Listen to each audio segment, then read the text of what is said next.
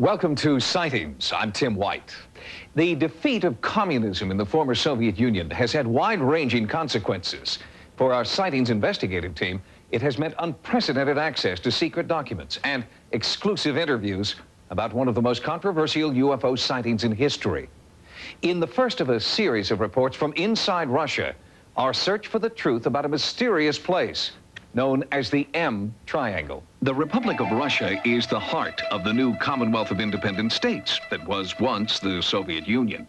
On a daily basis, new information is released to the people of this country about the previous government's clandestine activities.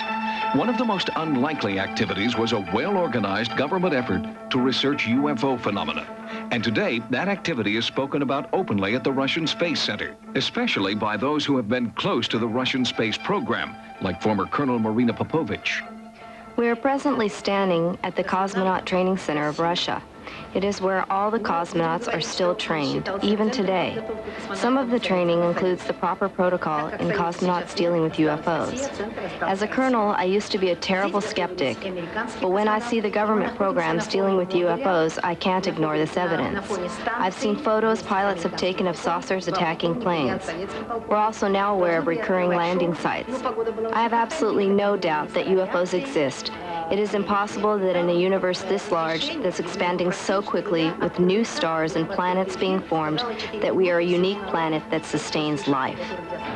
A team of sightings researchers set out to uncover new information about the Soviet government's UFO research efforts. Information that had been long suppressed was coming to light.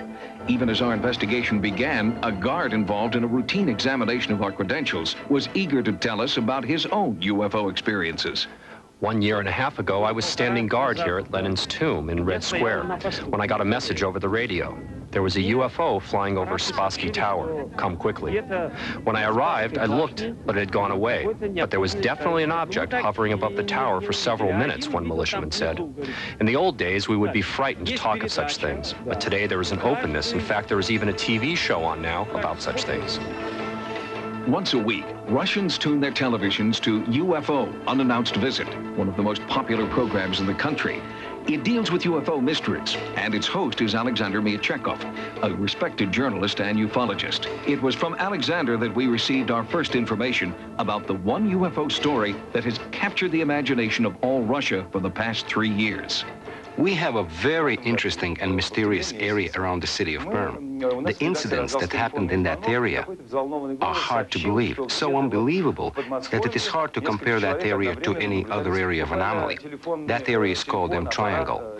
The journalist Pavel Mohartov has been there, and I'll tell you, he had unbelievable experiences there and developed new, almost superhuman abilities after visiting the triangle. It's absolutely fantastic. We visited with Pavel Mohartov, the journalist who first broke this story of the M Triangle.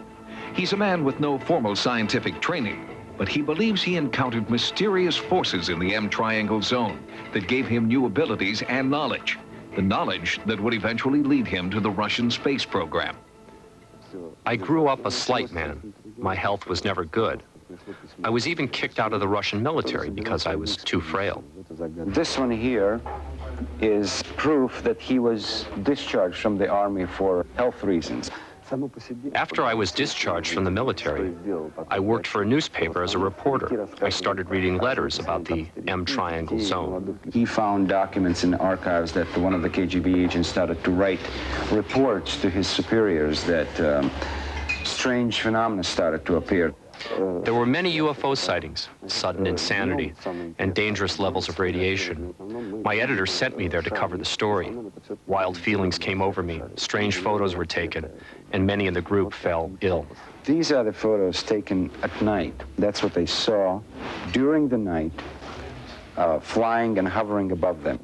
For me, the M Triangle story is good. I developed great knowledge about aerospace and about physics, and my health improved.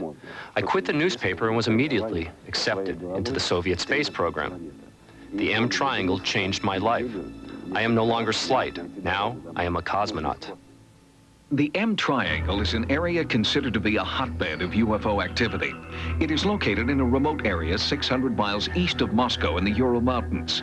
Eyewitnesses have reported strange craft, mysterious light phenomena, and encounters of the third kind with translucent beings. There are even journals and books devoted to the ongoing sightings in the M Triangle.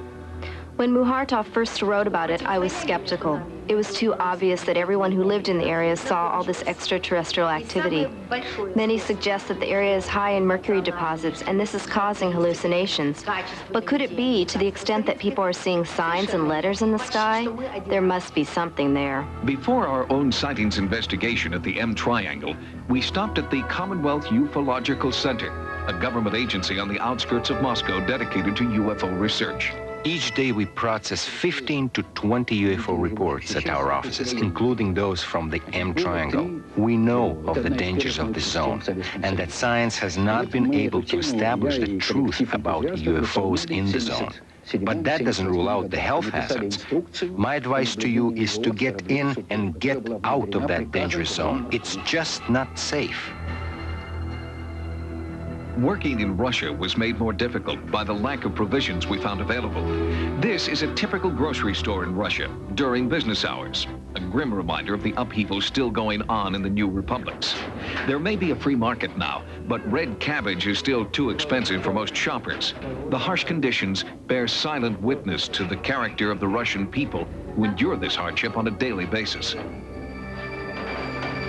After a 2.5-hour jet flight into the Ural Mountains, the research team flew an additional 90 minutes by helicopter.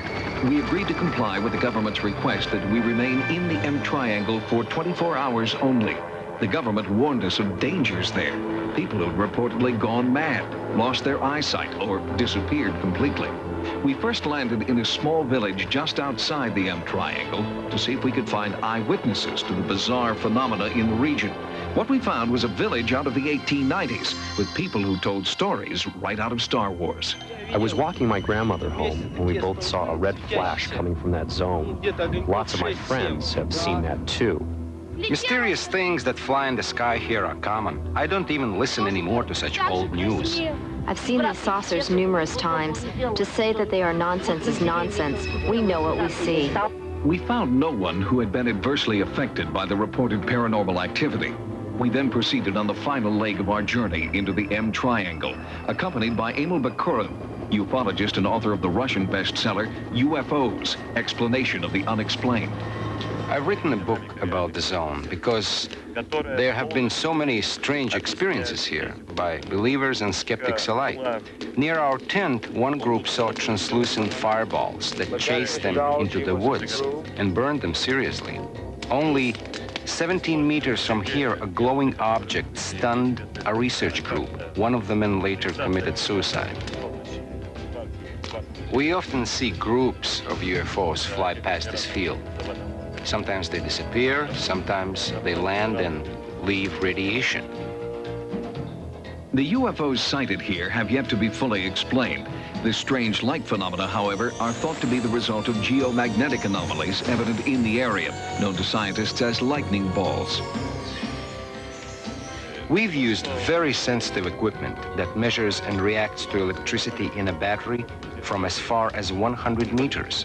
But the same piece of measuring equipment wouldn't react to those energetic balls that we've observed. Therefore, we conclude that the energy is not of an electromagnetic nature. The light phenomena are best seen at night. Our investigative team brought special night vision cameras, and after several hours, they photographed what can only be described as startling. George, did we see a satellite? What do you think that was? No, a satellite cannot do this like this. What was it? I don't know. It cannot do the trajectories like this in the sky, like this, and like this. The strange streak of light never reappeared. A frame-by-frame analysis offers more detail, but gives little insight into its origin. It may have been a shooting star or a satellite. However, there is little debate among the Russian UFO community that something beyond rational explanation is occurring in this remote region.